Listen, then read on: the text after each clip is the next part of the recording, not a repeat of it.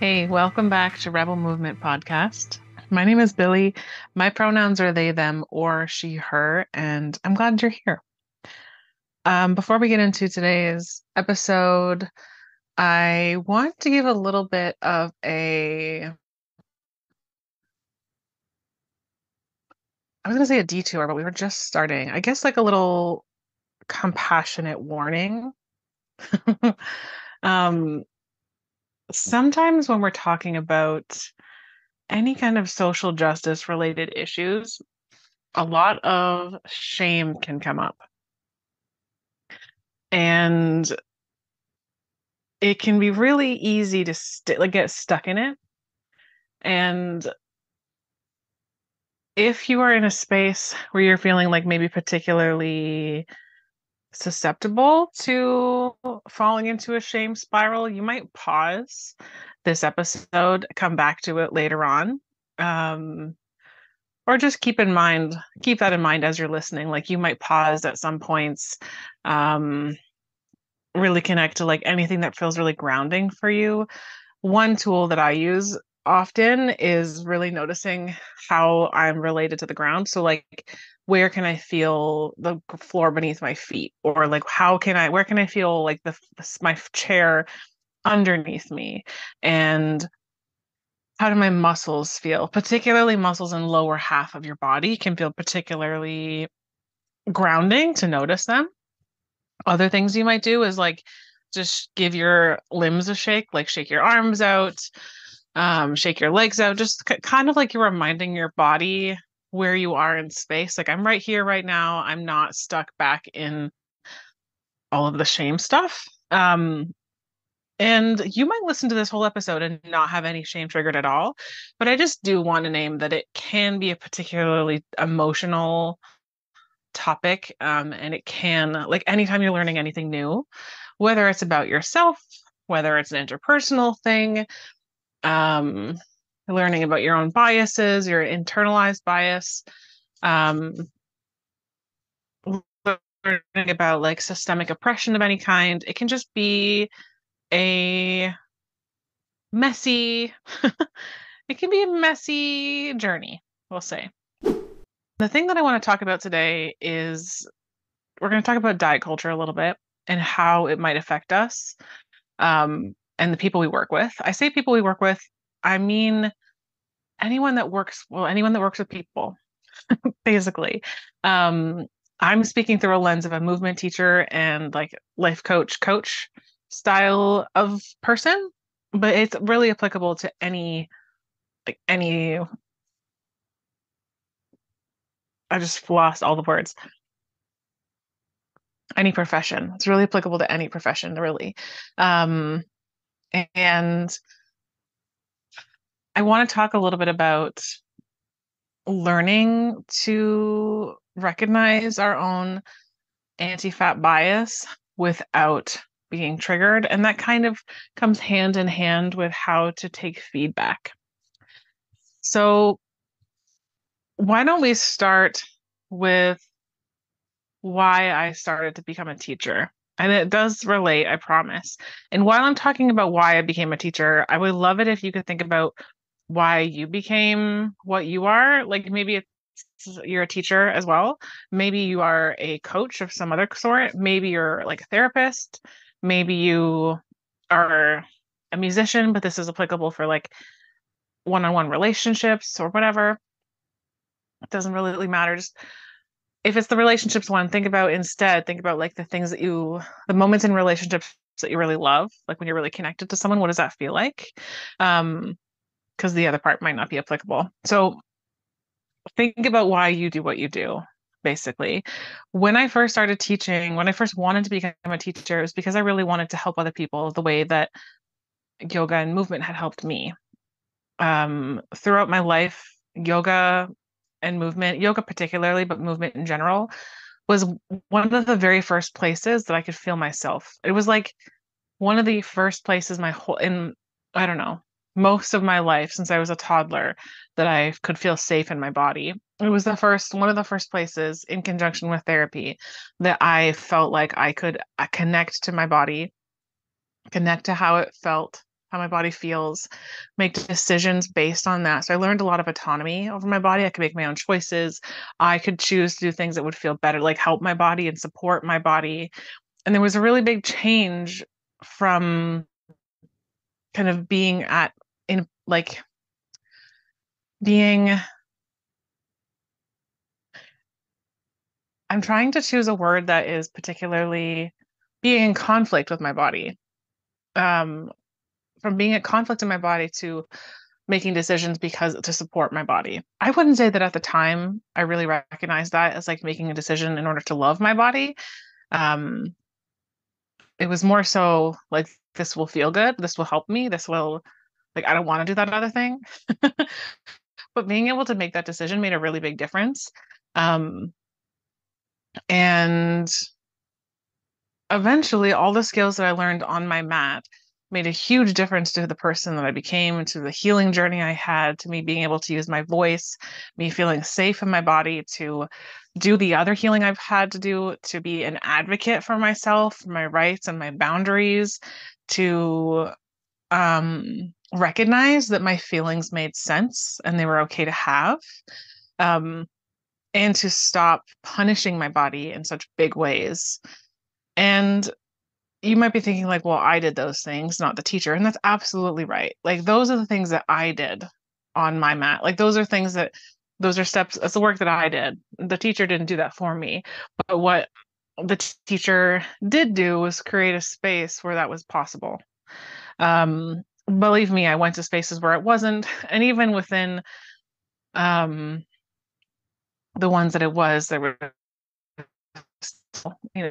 restrictions or yes ands situations. But despite the fact that some of these spaces weren't safe, like maybe 100% safe, or which is not really a possibility, but that's a whole other topic.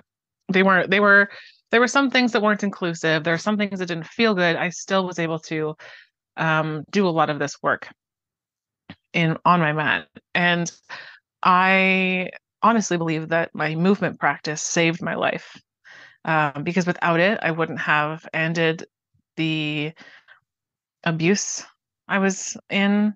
I wouldn't have um, learned to connect to my body in a way that I could um, make safer choices.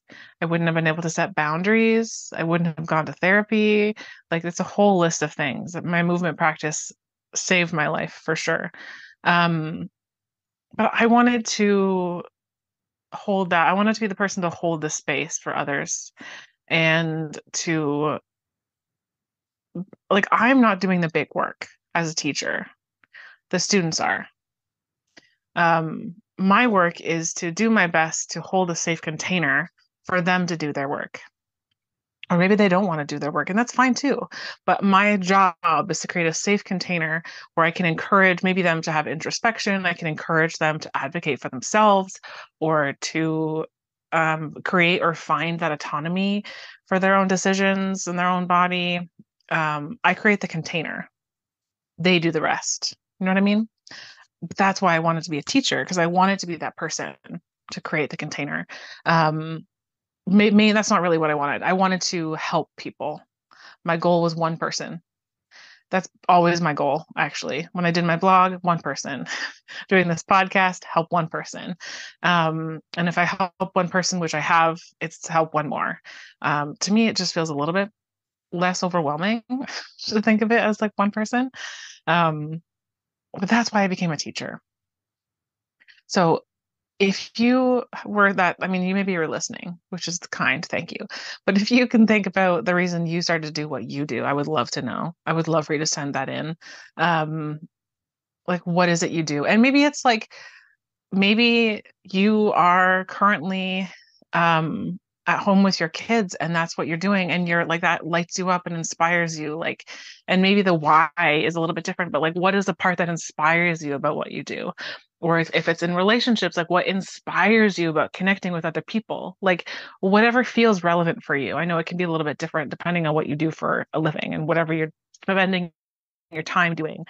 But that's the thing I want to know. And um, I would love to invite you to use that as a resource anytime you need it, really. I've used mine, just the feeling of teaching or that feeling of helping people. I use that not as much as I used to, but I definitely use it when I'm wanting to feel really in my body, really connected to myself, and really like feel the I'm allowed to take up space and that I have value. Whenever I imagine teaching, like, because when I'm teaching, there's like, yes, I used to get really, really nervous, but there's always been this like comfort and trust, and I don't even know, like I'm in the zone. Um, so even just imagining me teach, like when I'm like teaching, that feels like a resource for me. So maybe you feel the same. And I just want to throw that out there as a little bonus because it can be really impactful. If you're having a hard time making a decision, think about when you feel really in line with yourself, when you feel really yourself, when you feel like in that flow, then, how does it feel then? Okay, so you might probably be wondering now, like, what does this have to do with diet culture? And the thing that I want to um, start with is shame part of it, because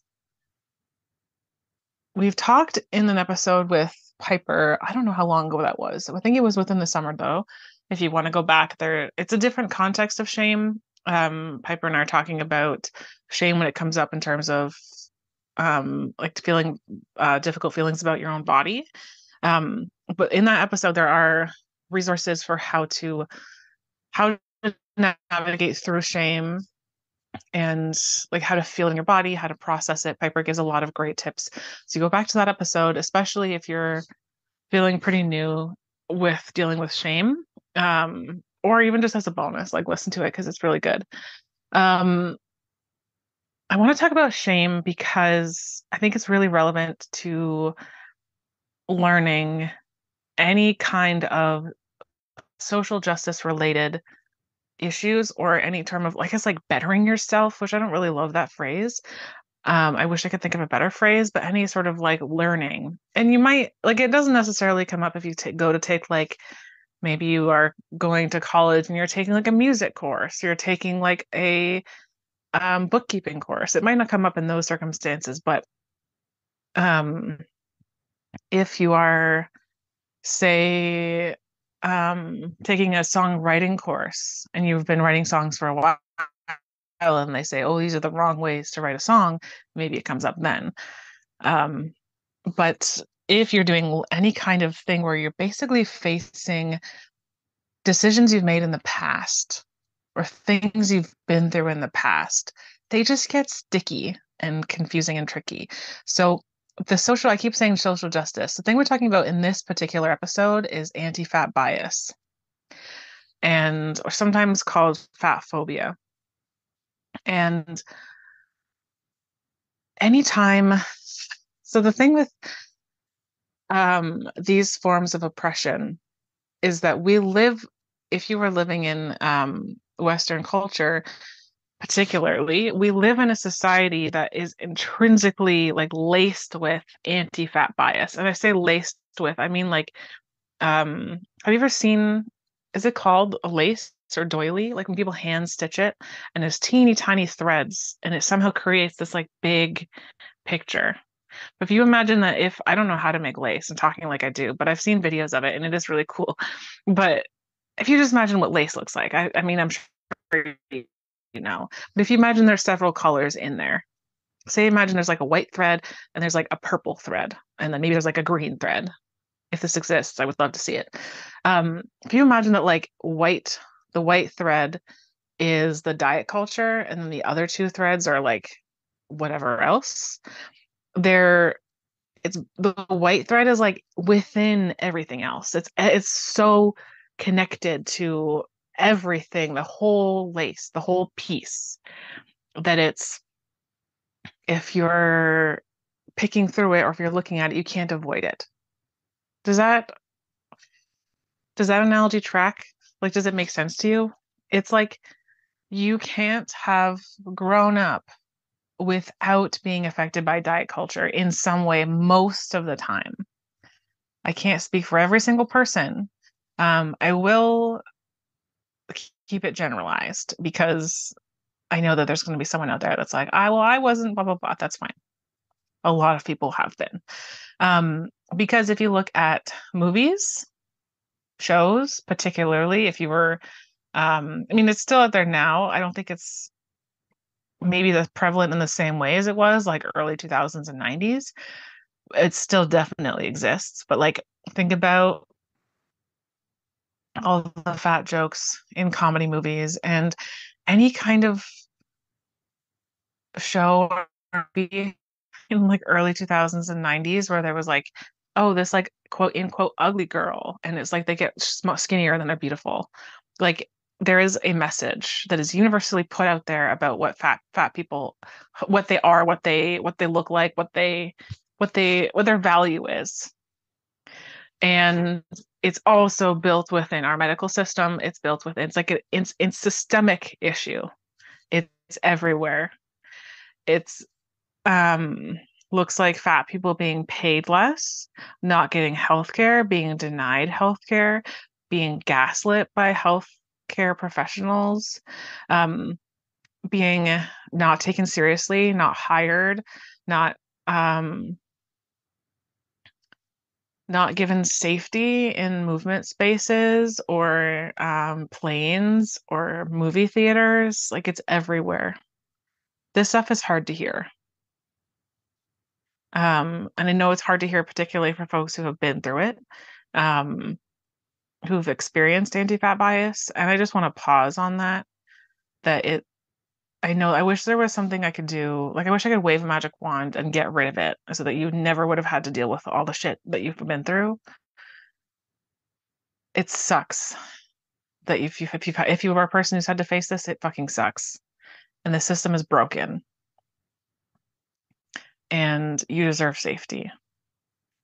But this is the thing that I want to really connect you with is that you grew up in a system with anti-fat bias everywhere. It's okay if you made mistakes. I'm not saying, like, I really would love to communicate with you that just because you maybe made mistakes and said some things in the past doesn't mean you're a bad person. This is the part where the shame comes in. If you listen to that list and you're like, oh my God, I just remember this one time in grade 6 when I called my friend fat, or um, whatever, where you like didn't take someone seriously because of their size, or where you said something, I don't know. Like if you think back enough, all of us have those moments. Well, most of us, we'll keep it generalized. Most of us have those moments. I'm not saying that those moments didn't suck for the other person in it or that they were a great thing to do. I am saying that one mistake or a few mistakes or 20 mistakes doesn't make you a bad person. And that's where the tricky thing can come in. And that's where I'll invite you to ground as much as you can, because I would love for you to feel within this conversation and after this conversation, like you can have a little bit more compassion for yourself and forgiveness for yourself for those mistakes. You lived within a certain perspective. And while you were in diet culture, that was seen as the normal perspective. And maybe it wasn't until maybe it's right now that you're realizing what diet culture is. Maybe it's recent, maybe it's not recent. Um, you learned, it's like you shifted your perspective. And then all of a sudden, maybe you don't say those things anymore because now you know better. Now you know that the harm they can cause, but you did what you could with what you had. You know what I mean? You had like two pencils to write with. Those are the pencils you used. Maybe you just had two colors or whatever, and you're drawing pictures, and that's all you have to fill in the picture with. But now you have other colors, you have other pencils, you have other tools because you've gained a different perspective. So just do your best as you're listening to this or anytime you're doing, you can connect this to any type of social justice issue is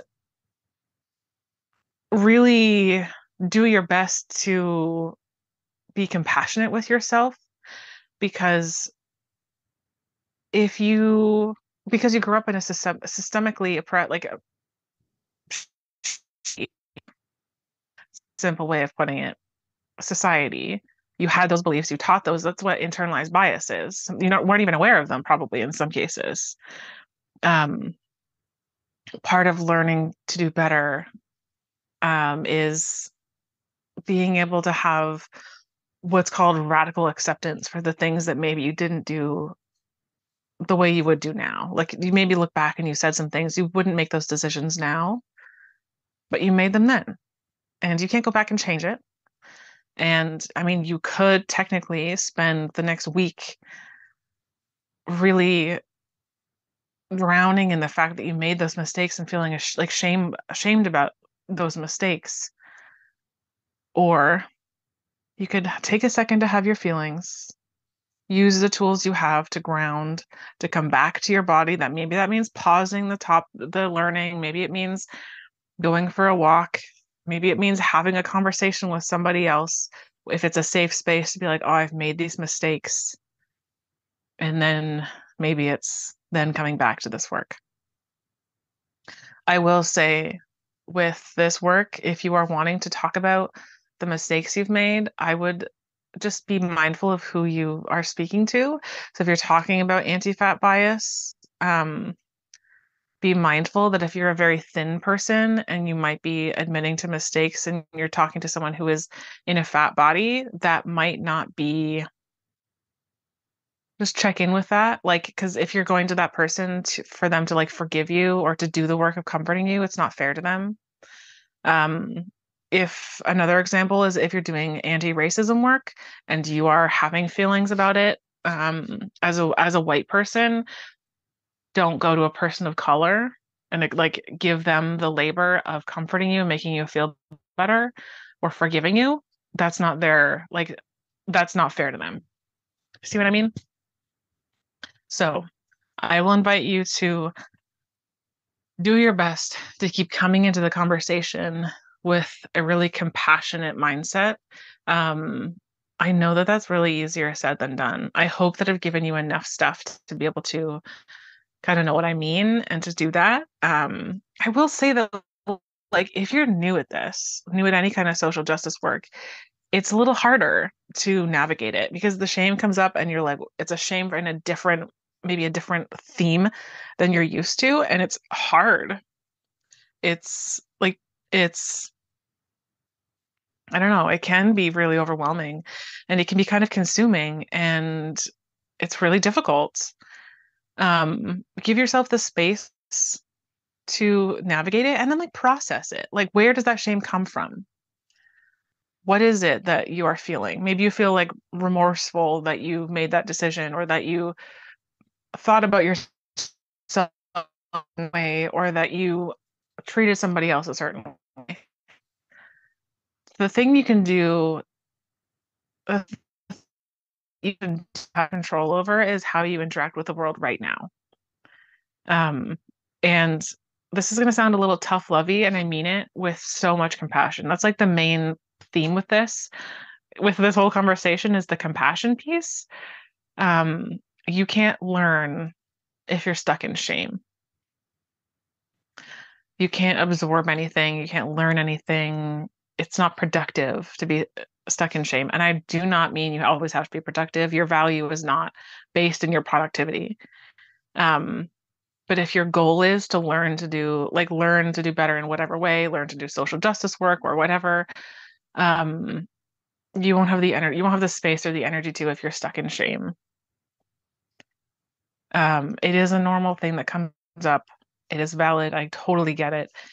And also, one of the most rebellious things you can do is learn to find forgiveness or empathy, compassion for yourself, for your past self. Whatever mistakes your past self made, we all made them.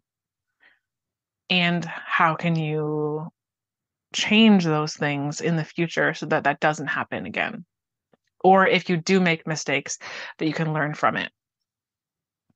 When we're talking about shame and feedback, this I I'm sure it happens with a lot of different professions. Um, I've had it where I'm teaching a class as a beginner, and then a teacher will take the class, and it was in my where I was starting to teach, it was a normal thing to then get feedback from the teacher. And similarly, in feedback scenarios, it's really, really easy to get pulled down by shame and feel like, oh, this means I'm a bad teacher, or I should just stop now.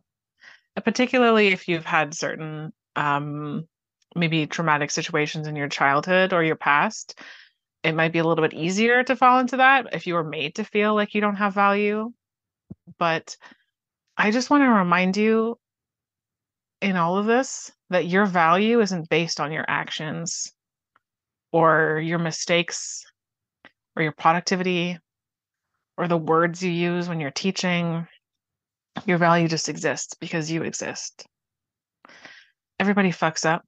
And put in specifically those feedback situations, in that example, like one teacher giving another teacher feedback, or maybe your like boss's performance review, that's somebody else's opinion of how you should be doing your tasks. I'm not saying you shouldn't listen to them, but ground yourself in how you feel about it, how you feel you've done, and the tools you had to use to do that with. Now, speaking on a different perspective of feedback, if, say, a student was to take my class and say, come up to me after class and say, hey, you said this in your class. You said this phrase. It was really triggering for me, and I felt really unsafe in your class. I felt really unsafe. I felt really hurt my feelings, or it was really inappropriate, or whatever. This is one of those moments where you don't process with that person.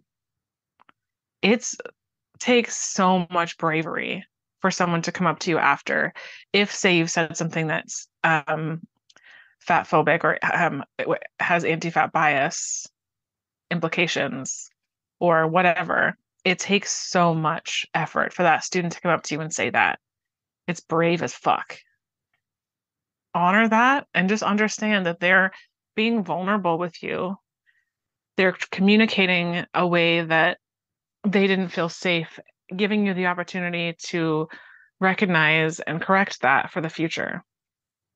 And in those moments, thank them.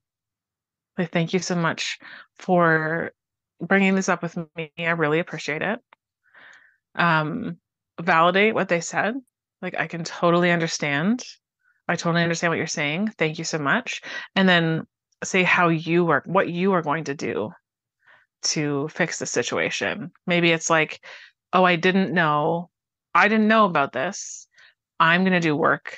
I'm going to do the work of researching this phrase or researching diet culture or whatever. And this is what I'm going to do in the future so this doesn't happen again. And then afterwards, when that student's not there, then process your feelings. Let the shame come up for a little bit. Ground yourself, remind yourself you've done what you could do. You're going to make a change. You are not a bad person because you've made a mistake. I think that's the main point I'm trying to make here. You are not a bad person because you've made a mistake. Okay. Now, that could be a whole episode in itself, I think.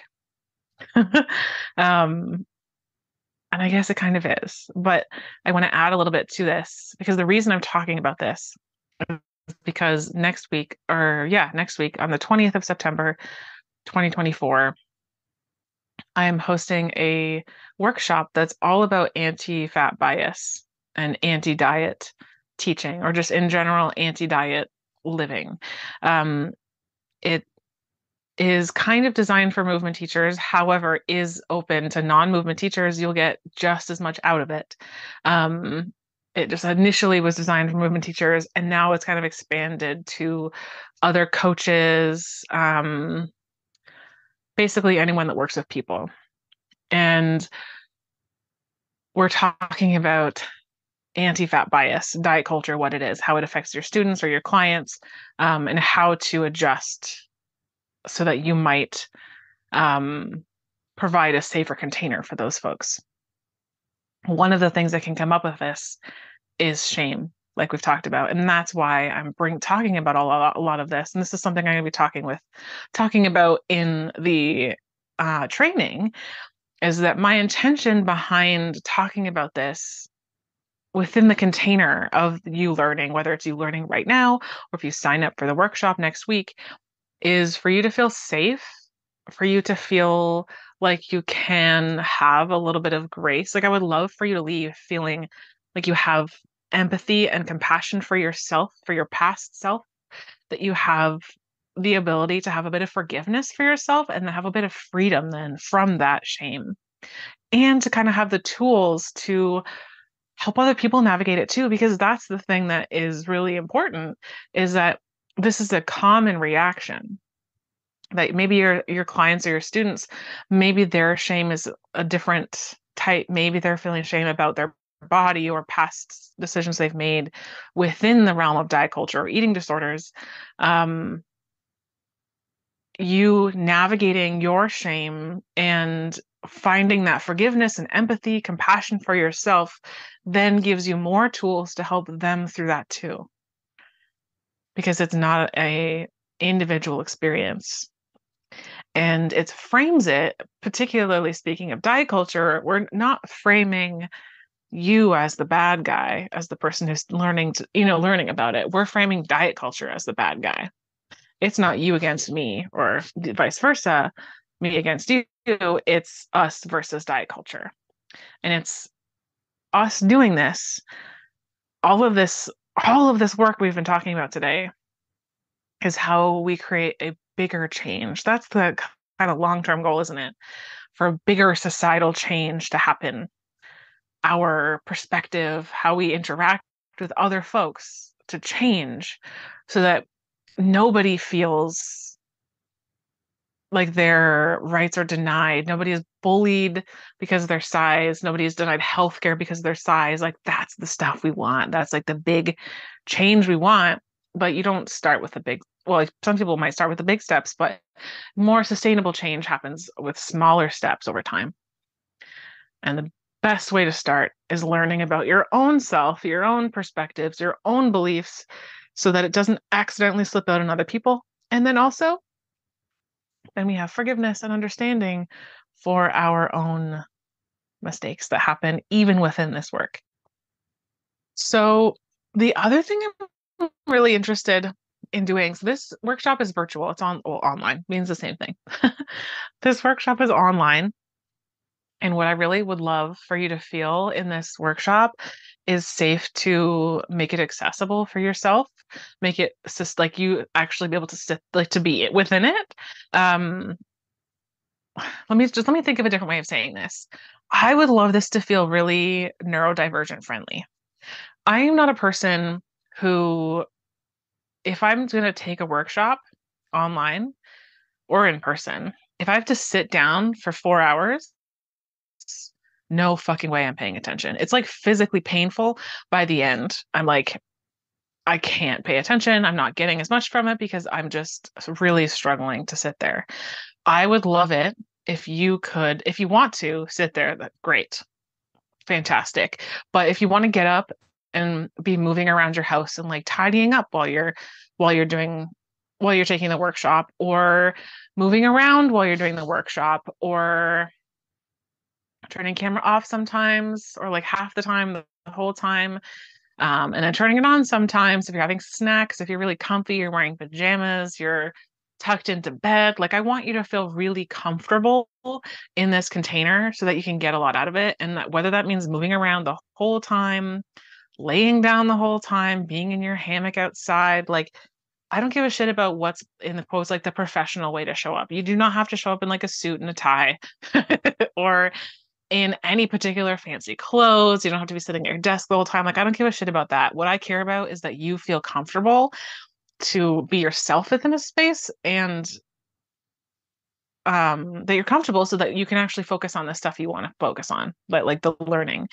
I will also say that like there's lots of breaks built in. There's a whole hour lunch break, but there's also uh,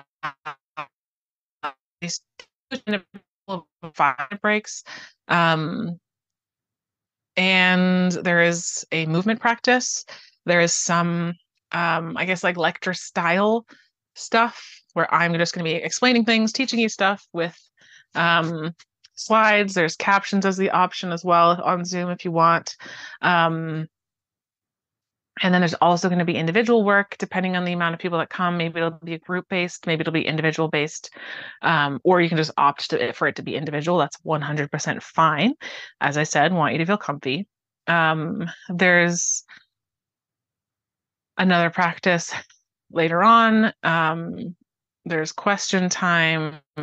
It's um, there's going to be a time where you go through examples that's really relevant to your everyday life, and just like really reflect on how you might change your approach now that you know what you know. And yeah, I just really want that to be clear because personally, I've taken things before where there's like 3 hours where there's like no breaks and you have to be sitting the whole time and they ask you to have your camera on, but they don't want you to stand up and it's a struggle. Um, and I just really think it's important. Like, yes, I love to see your faces, would love for you to have the camera on a little bit, um, just to say hi, check in. But I'm 1000% fine with it if you want to get up and move around and whatever. I am also recording it. So if you have anything come up, like, so you have to pick your kids up from school, or you have to like go have a nap, whatever, you'll get the recording so you can make up for that time. The other thing I want you to feel is safe to be wrong. I want you to feel safe to share. And I'm going to say wrong. I'm not saying like there is a wrong answer. I'm saying like sometimes we're afraid to show up to places because we're afraid that we will be judged for any potential mistakes we've made. Like that's why I talked so much about this at the beginning. The forgiveness for ourselves, we're also going to give to others, hopefully. That grace and the compassion. Um, and I would love for you to leave feeling inspired. Like you have tools to help folks in a different way, tools to help create a safer container for your students. And I really think that knowing more about diet culture, eating disorders, and learning about it can really change how you talk to other people. And being a person who um, encourages, like you say, your whole approach or your value is that people have value, whatever their size is, how you interact with people is going to change a little bit. If someone comes to you talking about, oh my gosh, I just ate all this food, like, oh, I shouldn't have done that. How you like the way you interact with them might then change to like, oh, food's great, that's awesome. Like, I'm so glad you're nourishing yourself. Versus like, oh yeah, you better go do this run. There's a sense of compassion for the other person, and that can be a really big deal. It can make a really big impact on other people around you.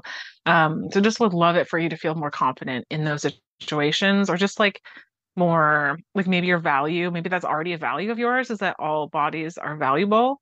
All bodies have value. Maybe you feel a little bit more comfortable in recognizing the layers of what that means, or recognizing like how to talk in these situations, whatever. Um, yeah. So I'm really, really, really excited to do this workshop.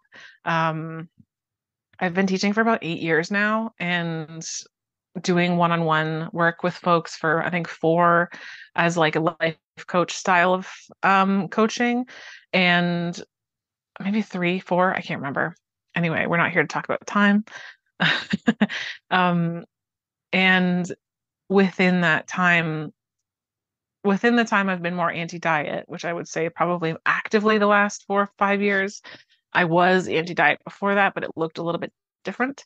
Um, it's been so inspiring to see the impact that little things like those little moments of compassion can have on the people around us, and the amount of connection that can create with to us in our own bodies. Like, how fucking powerful is it sending the message that food doesn't have value, but your body does? Like, what a fucking wonderfully loving message for your body. Um, it's one of my absolute favorite things to see other people learn to, oh, I'm tearing up. Other people learn to have care for their bodies. Jeez. Maybe it's noticeable. I'm like emotional about it. I'm tearing up. I'm so passionate about it. I'm so passionate about creating a space where someone does not feel invaluable because of the size of their body immediately within walking in the doors. Or maybe it takes them a little bit to learn that. That's fine too. But I'm so fucking passionate about that. And I'm so excited to be able to share that passion with other people, to share those inspiring moments, to give you a little bit more tools to deal with it within your clients or within yourself, deal with like anti-diet values and how to deal with diet culture and what it is, so you have more information to um work with. I'm so excited to connect about this and see how it changes your relationship to your body, your relationship to your students, your relationship to teaching or to your work in general, to how you interact with other people. I love this work so much. And I care about it so much. Um, I'm really glad that we talked about shame a lot at the beginning. I know that ended up being the bulk of the episode. um, but I really think that's an important step. It's like it makes us a little bit more receptive, because I think that sometimes we can hold back from learning things because we're like preemptively feeling ashamed of the things we might learn that we've done. You know what I mean? Um, like maybe you're preemptively, like you've seen the workshop, you're like, oh, maybe I'll like that sounds interesting, but you're having shame come up because you've maybe said some things in the past, you've maybe made mistakes in the past, or you don't want to go there, you don't want to know about your mistakes or whatever. And or you're like, oh, maybe this isn't for me because maybe this is only for movement teachers, or maybe this isn't for me because I have never made mistakes, or because I have made mistakes is not for me. This is for everybody. This is for anybody. And mistakes are par for the course, like I said at the beginning, when we live in a culture with systemic anti-fat bias. So I'm inviting you to join me next Friday, September 20th. It is from 10 o'clock a.m. Eastern till 4 p.m. Eastern. Again, that's an hour lunch break. It's at 12:30 Eastern. It's a 5-hour yoga teacher and you are Yoga Alliance certified. You get 5 hours of um, continuing education hours. I think I said that in a weird way. It's $200 Canadian. You do have an option of doing payment plan.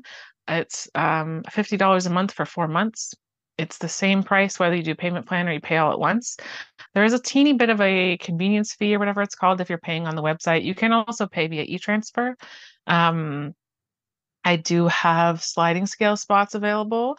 I have spots for non-movement teachers available and movement teachers. And I do have scholarship spots available. So if one of those factors is holding you back from joining, send me a message, info@movewithbillie.com, BILLIE, or you can DM me on Instagram or WhatsApp if you prefer to do that. If you'd rather like voice message or something, go for it. But reach out anyway. I'm not going to turn anyone away. If money is an issue, I won't turn you away. We'll figure something out.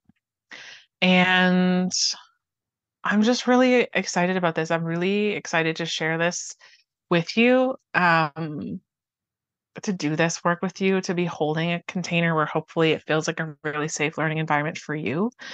Um, And I guess what I said we're going to talk about how diet cultures affects you and your clients. I guess we did. We talked about how they might have the shame. We talked about how it may have, well, we very briefly talked about how diet culture might show up in someone's life. Um, Diet culture also affects, I mean, this seems like an obvious statement, but I'm going to say it anyway. It affects people who've had eating disorders or who are struggling with eating disorders. Um, Diets are like in a lot of cases, a stepping stone to eating disorders. Um, there's a lot of there's a lot of ways that diet culture can be affecting your students. It might show up like they're all they can think about is food, or all they can think about is shame and hating their body. I guess we did talk about it because shame is going to be one of the biggest things that comes up from diet culture. And you learning how to navigate your own shame can be helpful to help them navigate their own. And it also might mean that they're not super connected to their body. They have a hard time making decisions. Maybe not. It's going to be different per person. If you want to learn more about this, sign up for the workshop next week. If you can't make it next week, there is a recording, so you can sign up for that. You will still get the 5 hours. I'll just have a little bit of homework for you to send in before I can give you those 5 hours, but you can still do it. Unless you're not yoga line certified, and then you don't have to worry necessarily about doing that homework, but I would encourage it. And if you're live, we're just going to do it together there. What was the other thing I was going to say?